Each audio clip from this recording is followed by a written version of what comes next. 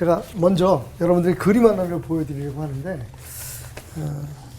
6살짜리 제 손녀딸이 그린 그림입니다. 무슨 그림이죠? 교회? 교회당. 교회. 네. 교회.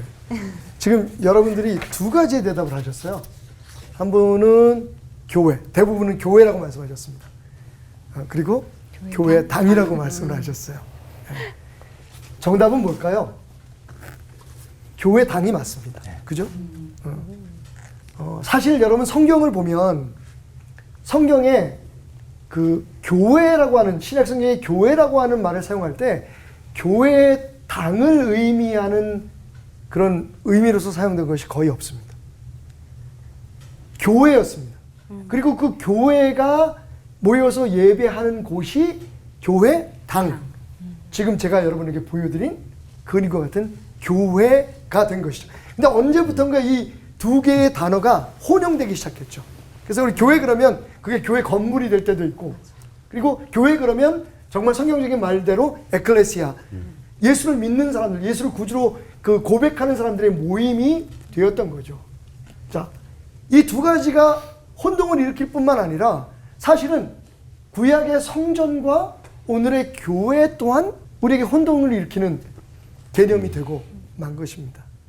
성경은 이렇게 얘기하죠. 또 만물을 그의 발 아래 복종하게 하시고 그를 만물 위에 교회의 머리로 삼으셨으니 교회는 그의 몸이니 만물 안에서 만물을 충만하게 하시는 이의 충만함입니다. 여기서 말하는 교회는 교회당이 아닙니다. 예수님이 교회당의 머리가 아니시잖아요. 교회 건물의 머리가 아니라 교회된 우리들의 머리잖아요. 사실 우리가 오늘 여기서 함께 이야기해야 할 것은 예수님의 몸으로서의 교회를 회복하는 일입니다. 제가 아까 잠깐 교수님과 그런 얘기를 나눴어요. 내가 가지고 있는 한 가지 고민이 있다. 왜 우리는 마치 초대교회의 신앙인들의 삶을 기독교의 미싱 링크처럼 취급하는지 모르겠다. 지금 우리들이 교회를 짓거나 혹은 예배를 드리는 모든 형식들이요, 사실 어떻게 보면 구약의 그런 성전, 성막, 그리고 구약에 드렸던 제사 의식을 바탕으로 우리가 교회 예배 모범도 만들고 교회 건물을 짓는 것도 보면 굉장히 그런 그 의미를 두고 하는 경우가 많습니다. 사실 어떻게 보면 구약 시대에서 저는 캐톨릭 교회의 전통으로 뛰어넘은 것 같아요. 초대교회는 없어져 버렸어요. 초대교회는 미싱 링크가 돼버린 거죠. 지금 우리가 초대교회 예배도 얘기하고 초대교회에 대해서 이야기를 하는데, 초대교회는 교회 건물이 있었나요? 교회 건물 지으면 큰일 날게요. 그죠? 그래서 심지어는 땅 속에 들어가서 100여 년 시간, 터키 가보시면요, 100여 년 시간 땅 속에서 예배를 드리며 신앙생활을 했던 사람들의 흔적들이 남아있어요. 몇만 명씩. 어떤 생각이 들냐면, 예수님께서 십자가에서 못 박혀 돌아가실 때 제일 먼저 일어나는 현상이 성막이 찢어지는 일이었잖아요. 그죠? 그 커튼이 찢어졌잖아요. 근데 지금 우리가 그걸 꼬매고 있는 거야. 다시 꼬매고 있는 거야. 그리스도의 몸으로서의 교회가 회복돼야 됩니다. 저는요, 이번 코로나가 우리에게 깨닫게 해준 몇 가지 중요한 사실 중에 하나가 뭐냐면, 하나님 앞에 진짜 예배를 드리는 데 있어서 돈이 많이 들인 멋진 건물이 필요하지 않다는 거였다. 그걸 깨닫게 해줬다는 거죠. 그리스도의 몸으로서의 교회를 회복하자. 이게 우리 목사님들이 말씀하신 내용과 일치하는 아마 깨달음일 거예요. 근데 바로 그렇게 그리스도의 몸으로서 회복된 교회가 함께 모여서 교제를 나눌 수 있는 그런 교회당. 말 그대로 저는 오늘 다른 생각을 가지고 계시는 분들이 있을지 모르지만 이제 더 이상 교회는 성전이 아닙니다. 우리들이 드리는 예배는 제사가 아닙니다. 이것이 구분되지 않으니까 지금 우리가 혼란을 느끼고 있다고 생각해요. 그의 안에서 건물마다 서로 연결하여 주 안에서 성전이 되어가고 너희도 성전 안에서 하나님이 거하실 처소가 되기 위하여 그리스도 예수 안에서 함께 지어져 가느니라. 우리가 교회입니다. 그리고 우리가 함께 모이는 곳이 교회당인 거죠. 그것이 굳이 하늘로 높이 올라가서 하나님과 더 가까이 맞닿기 위해서 높은 첨탑을 세우거나 혹은 신이 계신 곳이니까 화려하고 멋지고 완벽해야 된다라고 하는 그런 잘못된 생각은 이제 더 이상 우리에게 없었으면 좋겠습니다. 우리는 다시 한번 오늘 우리들이 섬기는 교회에 대해 깊이 생각해 봐야 합니다. 기도합시다. 하나님, 특별히 기도합니다. 이 땅의 모든 교회 지도자들이 하나님을 전할 수 있도록 참 신앙을 위해 자신의 생각을 내려놓고 자신의 욕심들을 버릴 수 있도록 도와주십시오. 우리를 위해 피 흘려 죽으시고 다시 사셔서 오늘도 우리와 함께 하시며 우리의 소망 되어주신 예수님의 이름으로 기도드렸습니다. 아멘.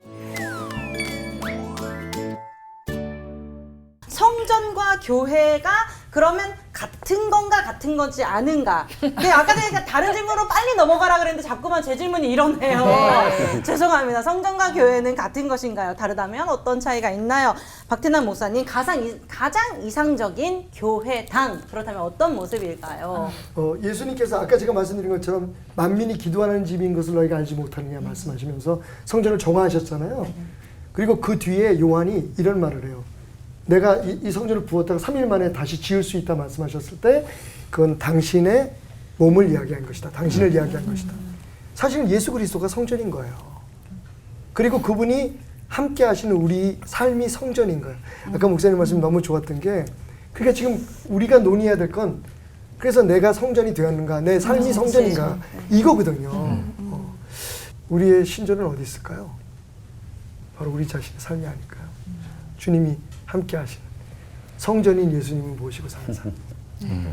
많은 성도님들도 어쩌면 이런 우리가 교회와 교회당 또 예배와 성도들의 그런 모습에 대한 그런 가르침이나 나눔들이 없는 상태에서 카더라 하는 그런 자기 이야기들이 너무나 분분합니다. 그래가지고 현장 대면 예배로의 회복이 꼭 중요한 건 아니야. 뭐 여러 소리들이 있고요. 또 성전에 의존하는 시대는 끝났다. 뭐 의견이 분분한데 우리 목사님들의 그 개인적인 그런 코로나 기간을 지나오면서 그리고 또 우리 성경이 말하는 그런 것들에 대해서 목사님들의 생각 또 우리 올포원 가족들의 생각까지도 좀 궁금합니다.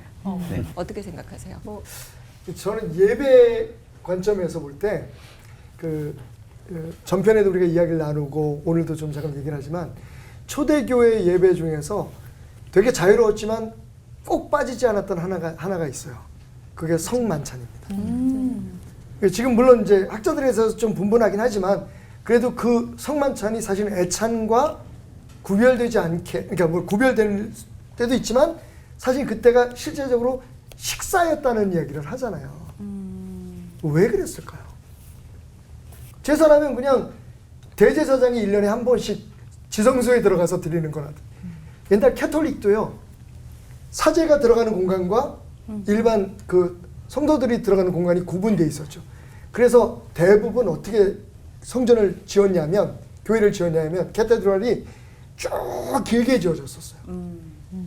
근데 종교개혁이 일어나면서 종교개혁자들이 먼저 시도한 게 뭐냐면 그 길쭉하게 만들, 그러니까 사제가 거의 보이지 않게 사제의 영역과 자리와 자신들의 영역이 구분되어 있었단 말이죠. 제사죠. 근데 그걸 종교개혁자들이 정방향의 교회로 만들어버린 거예요. 그리고 강대상이 가운데 들어오게 됐어요. 그 사람들 속에 사제야. 제가 아까 설교 시간에 잠깐 말씀드렸지만 예수님이 찢어놓으신 그 휘장을 지금 우리가 다시 그 성전, 거룩한 자리 있잖아요.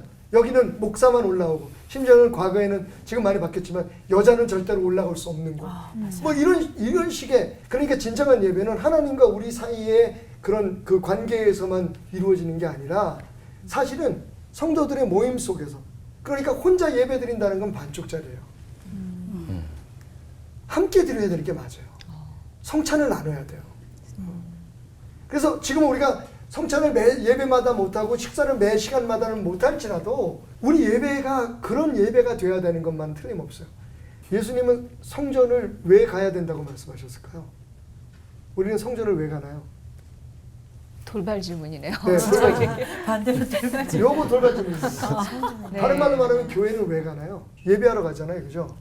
근데 예수님 그렇게 말씀 안 하셨어요. 예수님 뭐라고 말씀하셨냐면 만민이 기도하는 집이라고 말씀하셨거든요. 그게 예수님의 정의예요.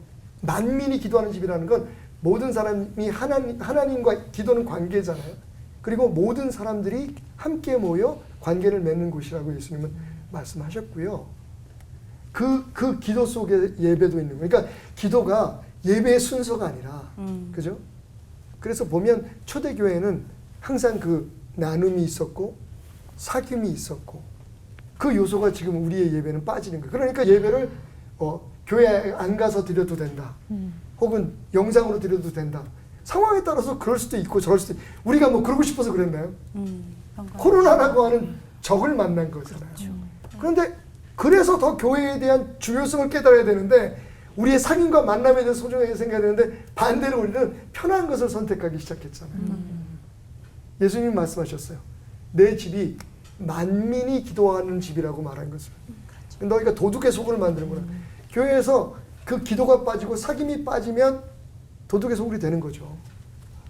딴 생각들 하는 거죠. 지금 교회 모여서.